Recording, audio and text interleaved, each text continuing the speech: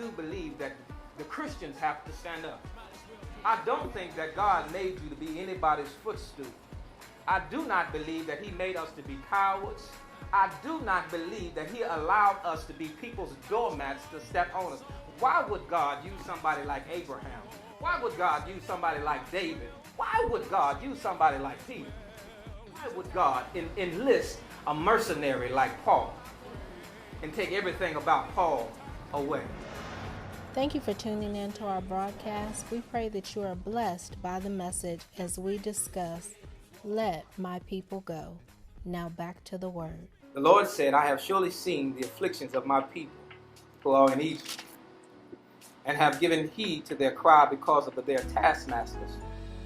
For I am aware of their sufferings. So I have come down. Let's talk about Let My People Go, with the subtitle of When God Gets Fed Up. Let us pray. Dear eternal God, we thank you and we bless you, Master, for everything that you have done here today, God. We give you our praise, God. We ask that your glory manifest itself in this building, that we might feel and experience your presence. God, everything that is on our mind, God, we ask that you remove it so that we can focus to hear your word, so we're not concentrating on the things that we left undone or the things we have to do. But let us stay in the moment, Master, that we might hear you.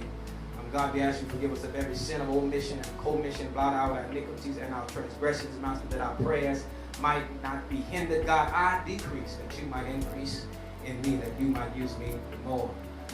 We ask it in Jesus' perfect, precious name. Let the entire church say amen. Amen. You may be seated.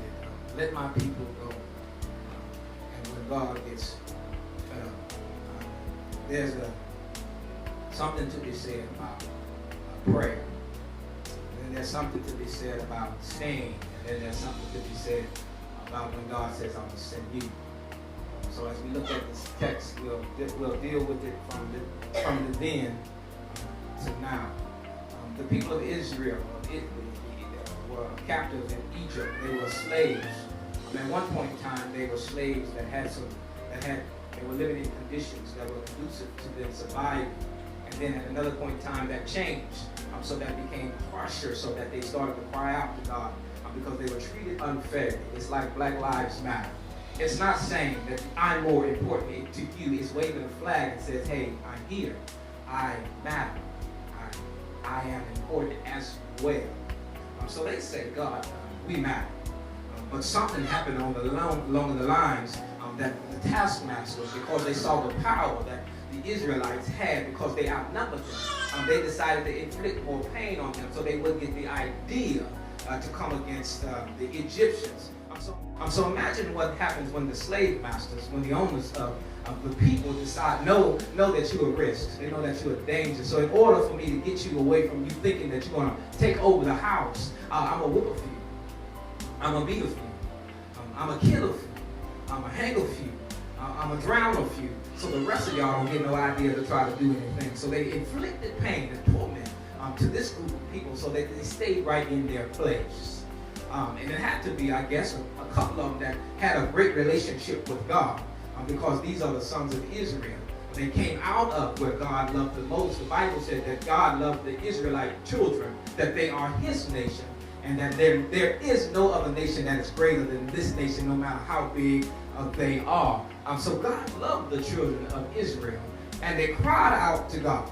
They prayed, they pleaded, they cried out as they worked in the heat, worked in the winter, worked in the rain. They cried out to God to hear their prayers and their concerns because they were in a position that was no longer conducive to them surviving.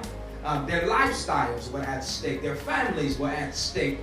Their relationship with God was at stake because anytime the enemy oppresses you to the point where you feel as if God has left you, I might need to change the God that I'm serving because he has allowed me to suffer so much.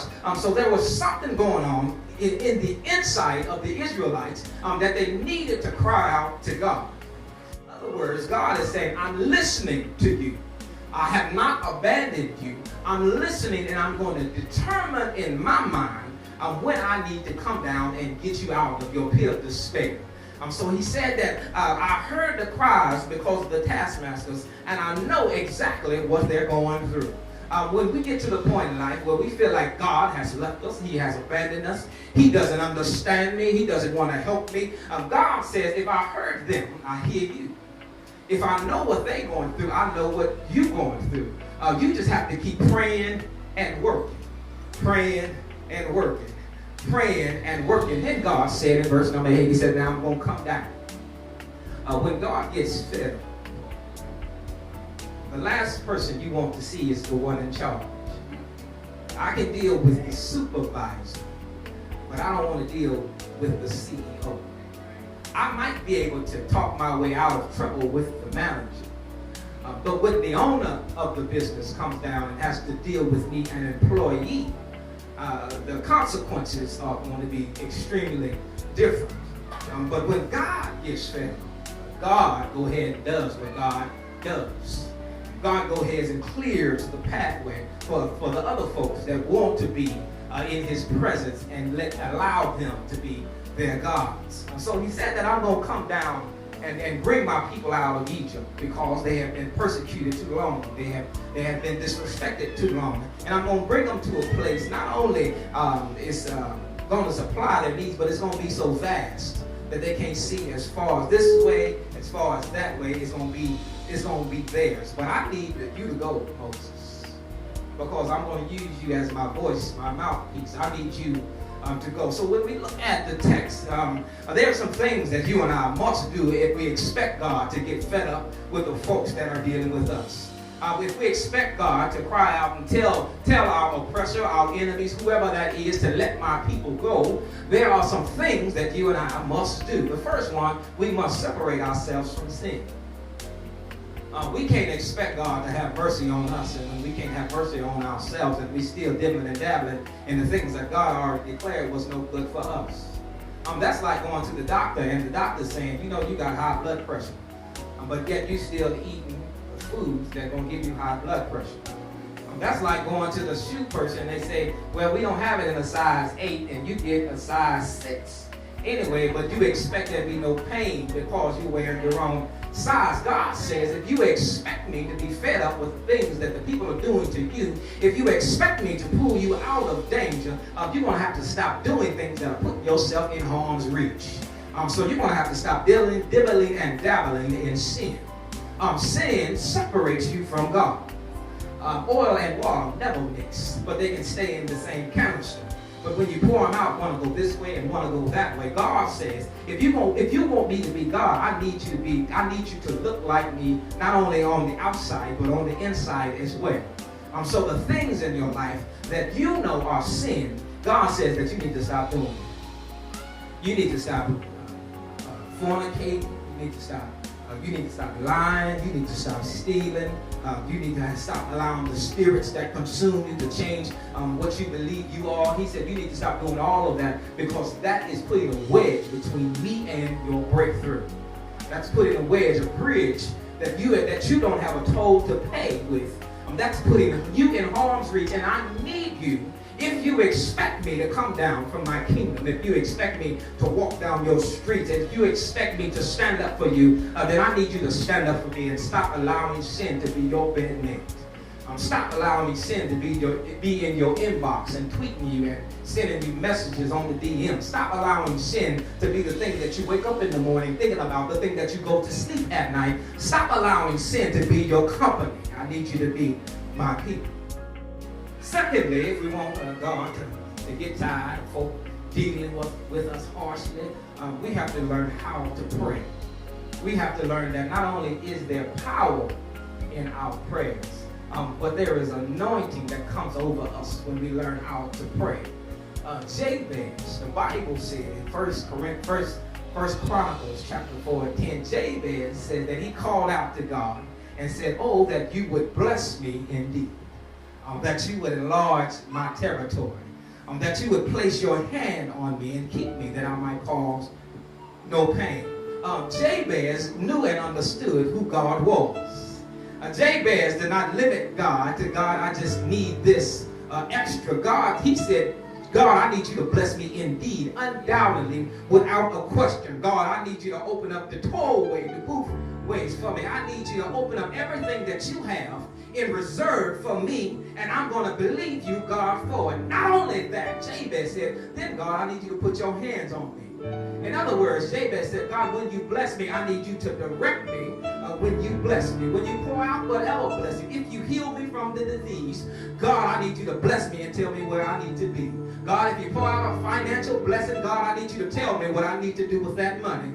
God, if you give me a brand new this, a brand new that, God, I need you to tell me who I should allow to have a piece of it, because you would just allow me to be the steward of it. I never was the owner.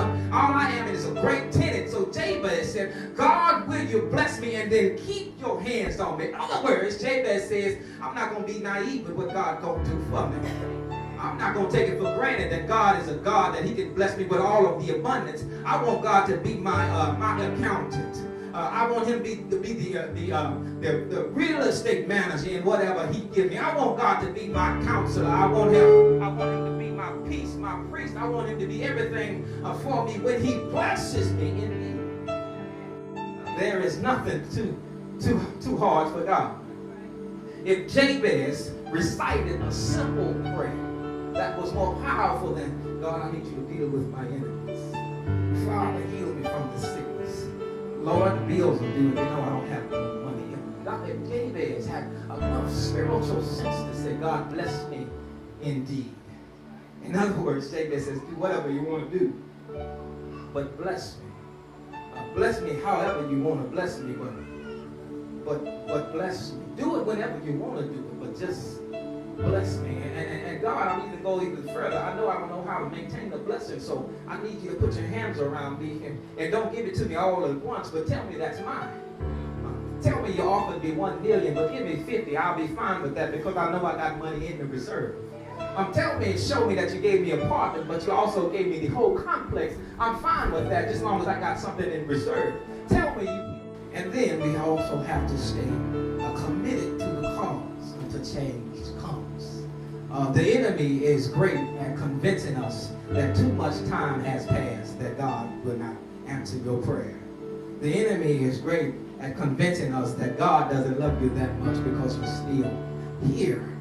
We have to stay committed to the cause until God answers our prayers.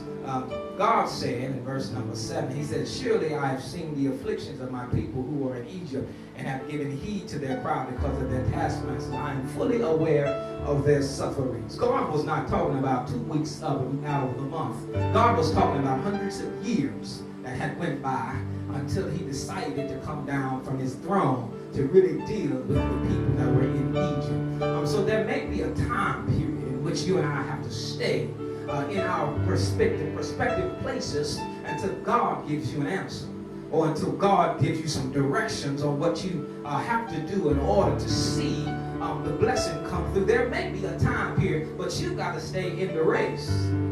You can't expect God to help you in your position if you get out of the position.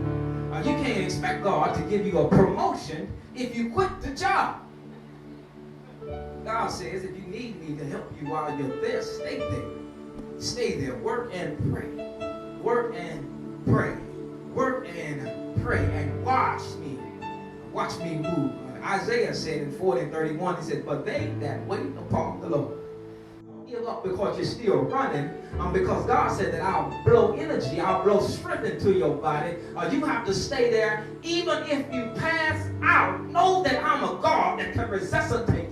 Know that I'm a God that can bring the dead back to life. Know that I can do everything but fail. You have to stay in the race. Be consistent. If they push you one way, push back harder the other way. If they close one door, kick the door down, because God said that your blessing is on the other side. You cannot give up because somebody told you no, because they told you that you wasn't qualified for it, because they told you that you're a woman and that you don't deserve it.